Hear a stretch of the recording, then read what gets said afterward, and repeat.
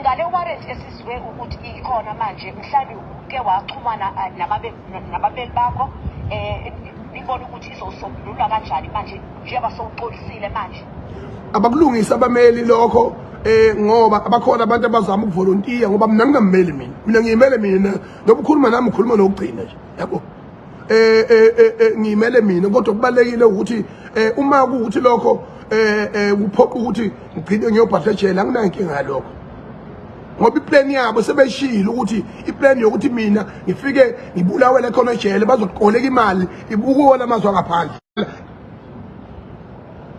qhubeka thina simashe silulwele izwe lo baba mkhulu bethu ngoba lona solulwela khona peaceful futhi ayikho nento eyodwa ezokwenzeka ngisho la ngomhla ka30 ngeke kufe ngisho iglass uNkulunkulu no baba mkhulu bethu bavukile emalibeni nabaholi balelizwe bazokwenza isiqiniseko sokuthi yonke into siyenza ngokomthetho sisekelo wezwe laseNingizimu Afrika asihlehle mangiyobe ngiyiphakathi ngifile my spirit will rise again. So mhlawumbe ke phakade ubona ukuthi lokhu kumeyelana nokungatshizwa kwabantu kungajikiswa abantu bokufika abangena amaphepha konke lokho kwenzakayo kunjalo nje ngoba mina wathi ngiyi-smallest boy ever ngiqale nini uthuka abantu abangaki yena uthuka abantu abangaki yini ezokhetha intuthwane yimina ebona ukuthi ifanele ukuboshwa umuntu ongelutho angithi mina ngiyilutho kuyena yena udumile unemali mkhulu yabo so manje ke ngiqale nini mina ukubaluleka kuyena uma uyibuza lo mbuzo nje okwesibili zingakanani umonakalo wenzekile kulelizwe angithi yena vele kuyonke lamazwe ngaphandle unobudlelwane nawo ngisho iqembu lakhe ligcwele kulawo mazwe ngaphandle usuthi manje ngeke asakushintsha avumelana ngakho nabo ngakho ke yingakho ke qhubeka nale ngqondo yakhe efuna ukukhanda kwesatshwa ufuna ukukhanda i-dictatorship in this country. He will never succeed. He must rather kill me. He never succeed. We are here now. Manje ke thina ke ngeke sifune ukudisfocuswa uye lo.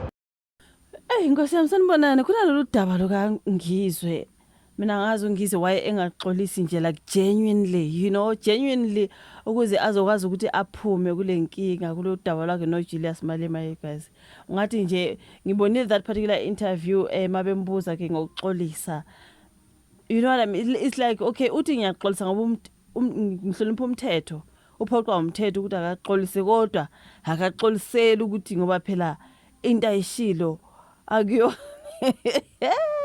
ayokangizwe kwezandla kazi kube ukwenyawo kube kudala kwahamba hayi ngeke ayikho phela le xolisa noma ungabe usupretenda uxolise nje inkosi yami uthi hayi ngiyaxolisa yazi uxolise nje kube sengathi yo uvele ube islim uxolise kudlule manje mosothi ngiyaxolisa kodwa lento engixolisela sengiyenzela phela umthetho nje inkantolo noma kuthiwa ngiyenze leyo nto kodwa hayi ngoba lento engayisho akuyona lento engayishi lokho iyona nje lana nje sengihlonipha umthetho ngoba umthetho uthi angixolise. So that's not a genuine apology.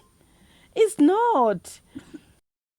So I can see lana ke kuthiwa ke Julius Malema has filed an urgent contempt of court application in the High Court of Pretoria against Ungizwe.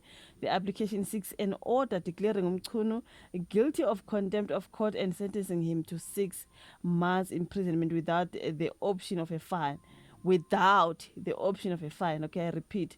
Umchunu intentionally and unlawfully continued making defamatory statements about the CIC in defiance of a court order granted on the 5th of June and intentionally and unlawfully refused to comply with the respect that order. The matter is scheduled to be heard on the 17th. And then ngikhuluma ngezinto ezo 1 hour 30 minutes 1 hour ezenzekayo ezipostwe manje. Police did not arrest Ungizwe Mchunu today after he handed himself over to the authorities. The 10-day imprisonment warrant previously issued by the court ngoba kushiwo ukuthi kune warrant ukuthi Ungizwe akaboshwe.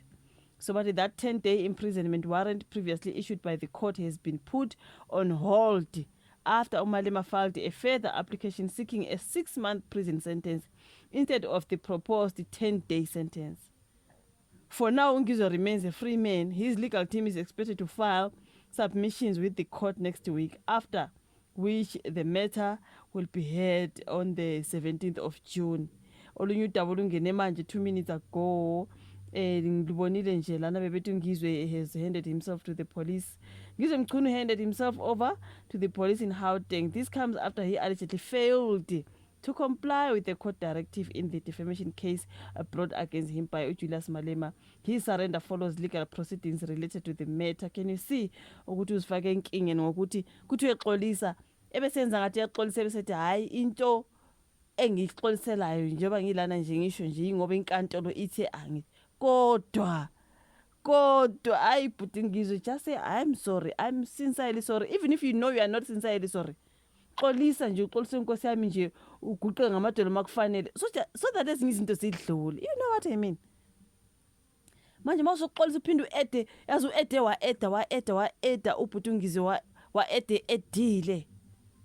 Yawu Malema njena nje ngoba hayi sengenzela inkantolo ngoba se yo wazi kwaba nama because ayikanti uNgizwe njani bafe manje uyodlula nini kuyo lenkinga you guys uyodlula nini ngoba makuthi exolisa ubusu ungezelele. Malema files a contempt application against Ngizwe Mchunu seeking 6-month prison term without option of a fine. Ngizingena manje abo 2 hours 1 hour ago 2 hours ago uNgizwe nkosi yami ayingeke xolisa man. Yeah, kuthiwa he did hand himself over guys to the police. Meanwhile Malema yena walivule lenye icala against uNgizwe saying he should be arrested and sentenced to 6 months in prison because he didn't accept his apology and he continued to insult and defame him. Anti kuthiwa manje wena ke awukwazi ku-insult Malema, awukwazi ukumdefame, awukwazi nje ukukhuluma ulutho manje kule apology uede wa-eda so like angeke hayi ngeke but Ngizwe yo angazi bafowethu sizoqhubeka siza ukuthi after all this kuzoyenziwani ke manje bazogcina bembophile uNgizwe yazi bazogcina bembophile so angazi inkosi yami your thoughts in the comment section yo.